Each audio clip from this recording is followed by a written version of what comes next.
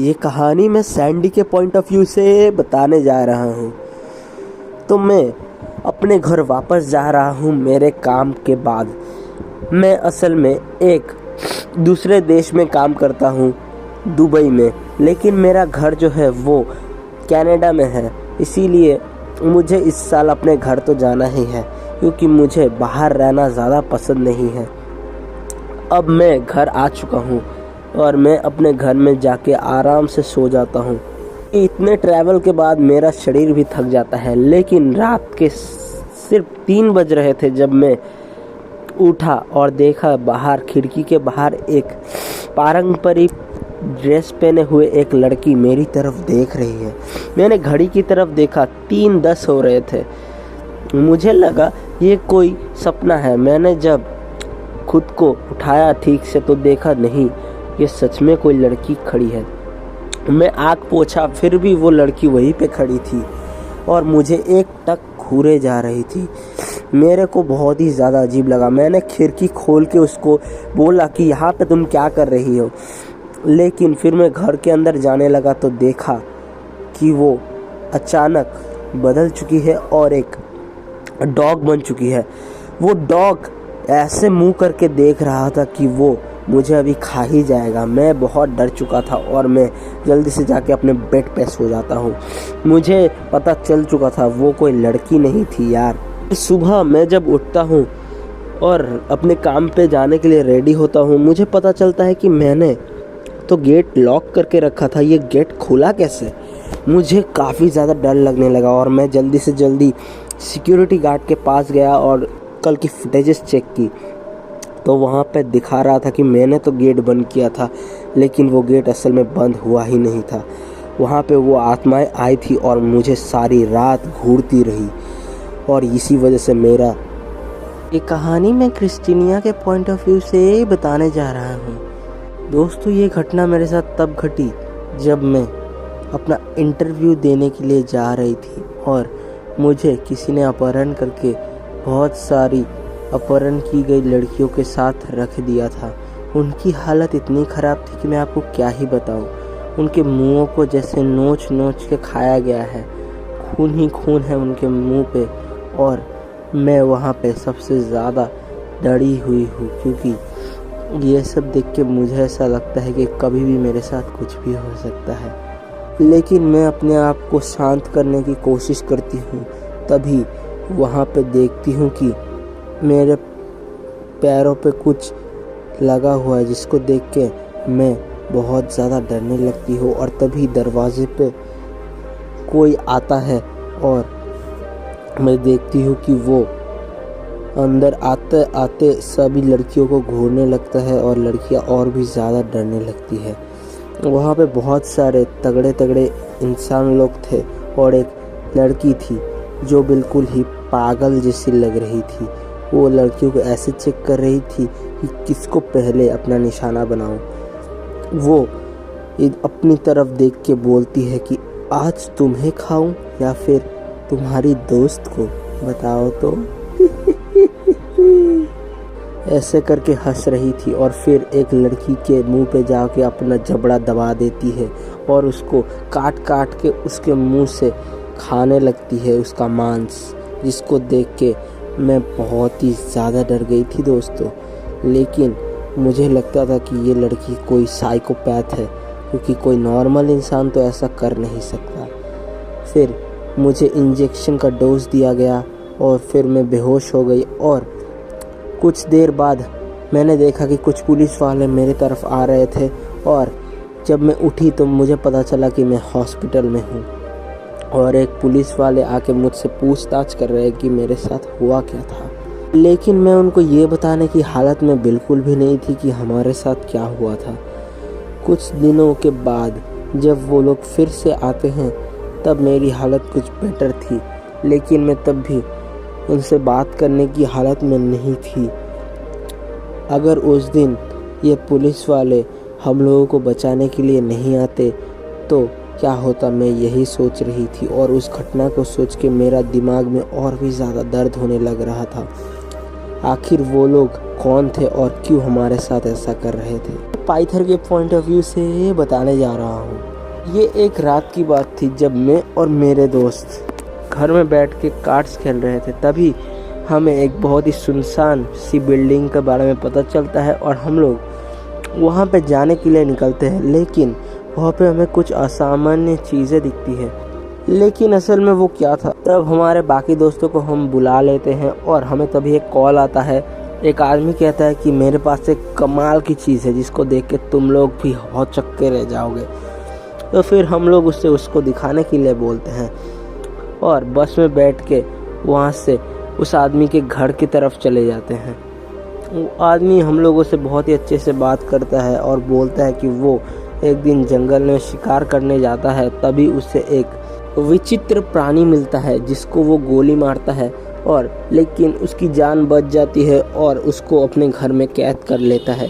वो हमेशा ही उसको कुछ ना कुछ मांस के टुकड़े या फिर कुछ खरगोश ला के देता था और वो उसे चबा चबा के खा लेता था क्योंकि उसे मांस बहुत ही ज़्यादा पसंद था। ये देख के उस आदमी को भी काफ़ी ज़्यादा खुशी होती है, लेकिन हम लोग उसकी बात पे बिल्कुल भी विश्वास नहीं करते दोस्तों। फिर हम लोग जब उसे दिखाने के लिए बोलते हैं, वो अपने घर के बेसमेंट पे हमें ले जाता है और हम देखते हैं ये तो कोई अलग ही दुनिया का प्राणी लगता है जो बहुत ही ज़्यादा भूखा है और ख़तरनाक भी। वो हमारे ऊपर झपट पड़ता है, लेकिन वो चेन से बंधा होने के कारण हमें कुछ नहीं कर पाता। इसे देख के तो हमें कोई पुराने समय का डायनासोर की बात याद आती है, लेकिन वो बोलता है कि ये एक एलियन वाला जीव है जो सिर्फ मेरी खोज है।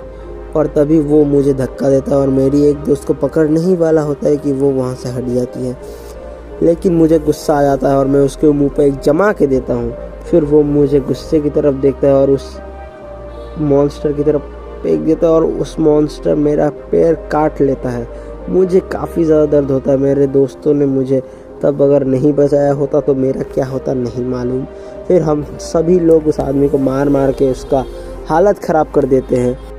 फिर हम लोग जल्दी से जल्दी अपने दोस्त को वहाँ से ले जाते हैं। वो पागल खून से लगा हुआ था और अभी भी हमें खाने की कोशिश करता है। हम लोग डॉक्टर को सारी कहानी बता देते हैं क्या हुआ हमारे दोस्त के साथ।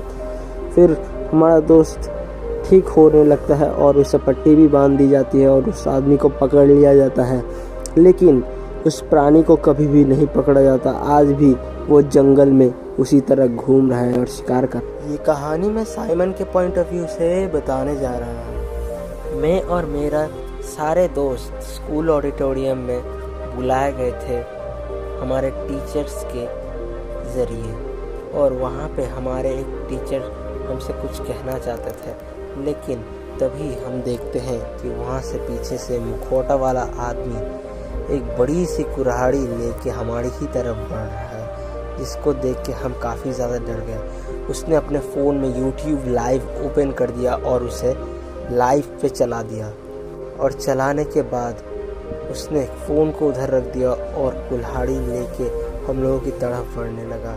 और वो इतनी जल्दी आ रहा था कि हम लोग बहुत ही ज़्यादा खौफनाक तरीके से डर रहे थे। तभी हमें लगा कि आज हम मरे। तभी हमारे टीचर के ऊपर उसने हमला कर दिया और 2-3 बार में ही उसकी कहानी ख़त्म कर दी, जिसको देख के मुझे काफ़ी ज़्यादा डर लगने लगा था और मैं खौफनाक तरीके से डर रहा था। और मेरे दोस्त भी, और मेरी एक दोस्त काफ़ी ज़्यादा चिल्ला के वहाँ से भागने की कोशिश कर रही थी। तभी उसको फ़ोन में ला दिया और पुलिस को फ़ोन लगाते ही उस लड़की को उस दरिंदे ने पकड़ लिया और उसे भी मौत की नींद सुलाने के लिए मारने लगा। तभी मैं अपने दोस्त को बोलता हूँ कि अभी हम ऐसे नहीं बैठ सकते, नहीं तो ये हमें भी मौत की नींद सुला सकता है। तो चलो इसका डटकर सामना ही कर लेते हैं। तभी उसकी कुल्हाड़ी देख के मुझे और उसको डर तो लगने लगा था, क्योंकि उसने 2 कुल्हाड़ी 2 हाथों से पकड़ी थी।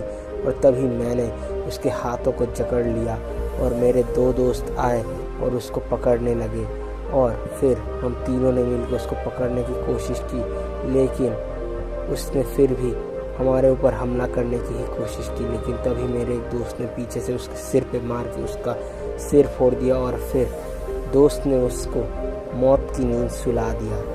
और तभी वहाँ पे अगर पुलिस आने की आवाज़ भी आ रही थी, जब पुलिस वहाँ पे पहुँच गई तब उन्होंने भी इस वीडियो को बहुत ही ध्यान से देखा और वो लोग भी इस वीडियो को देखकर डर गए। कितनी भयानक वीडियो ये थी। अगर उस दिन हम लोग हिम्मत नहीं दिखाते तो ये मास्क वाला आदमी हमें मौत की नींद सुला चुका होता। ये कहानी मैं लाइगर के पॉइंट ऑफ व्यू से बताने जा रहा हूँ। दोस्तों, मेरा घर बिल्कुल जंगल के बीचों बीच है और मैं मेरे पापा के साथ यहाँ पे बहुत ही खुशी से रहता हूँ। लेकिन ये ज़्यादा दिनों तक नहीं टिका, क्योंकि मुझे एक बहुत ही ज़्यादा अजीबोगरीब डॉल मिली जो बिल्कुल मेरे पापा के दोस्त की तरह दिखती थी और वो बिल्कुल ही बहुत ही ज़्यादा बड़ी थी, जिसको देख के मेरे को कभी कभी डर लगता था कि मेरी दोस्त की आत्मा कहीं इस डॉल के अंदर तो नहीं है। मेरी पापा के दोस्त बिल्कुल इस डॉल की तरह ही दिखते थे और उनकी ड्रेसिंग भी बिल्कुल डॉल की तरह ही थी। असल में ये डॉल उन्होंने ही बनाई थी अपने याद के लिए। तब से मेरे घर में ये डॉल पड़ी हुई है और मैं इससे ज़्यादा नहीं खेलता क्योंकि मुझे इससे काफ़ी ज़्यादा डर लगता है। लेकिन एक दिन मैं जब छोटा था तब मैं इसको लेके खेल रहा था रात के समय, तो मुझे बहुत ही ज़्यादा डर लग रहा था, इसलिए मैं अपनी मॉम और दीदी के बीच में सोया था ताकि मुझे डर ना लगे। तभी मुझे सपने में दिखाई देता है कि वो डॉल मेरा पीछा कर रही है और मुझे मारना चाहती है और उसका चेहरा भी बिल्कुल बदल गया है। बड़े बड़े दांत और लाल लाल आंखें मुझे घूर रही हैं, मेरा पीछा कर रही हैं, जिसको देख के मेरी तो फटके चार हो जाती है और मैं भागने लगता हूँ। लेकिन अचानक मैं देखता हूँ कि वो मुझे खा लेती है। मैं उठ जाता हूँ और मैं डरने लगता हूँ क्योंकि मुझे काफ़ी ज़ोर से डर लग रहा था। मैं कंबल के अंदर चला जाता हूँ और देखता हूँ कि डॉल वहाँ पे नहीं है, लेकिन वो देख के मुझे हंसने लगती है। मैं और भी ज़्यादा डर जाता हूँ और कंबल के अंदर जाके चुपचाप बैठने की कोशिश करने लगता हूँ, क्योंकि मुझे पता था ये डॉल में कुछ ना कुछ तो गड़बड़ है जो मुझे पता नहीं चल रहा। लेकिन मैं सुबह तक वैसे ही सोता रहता हूँ क्योंकि मुझे उस डॉल से काफ़ी ज़्यादा डर लगता है। सुबह उठ के देखता हूँ तो वो बिल्कुल नॉर्मल थी, लेकिन असल में उसके पास कुछ ना कुछ तो ऐसा था जो मुझे डरा रहा था।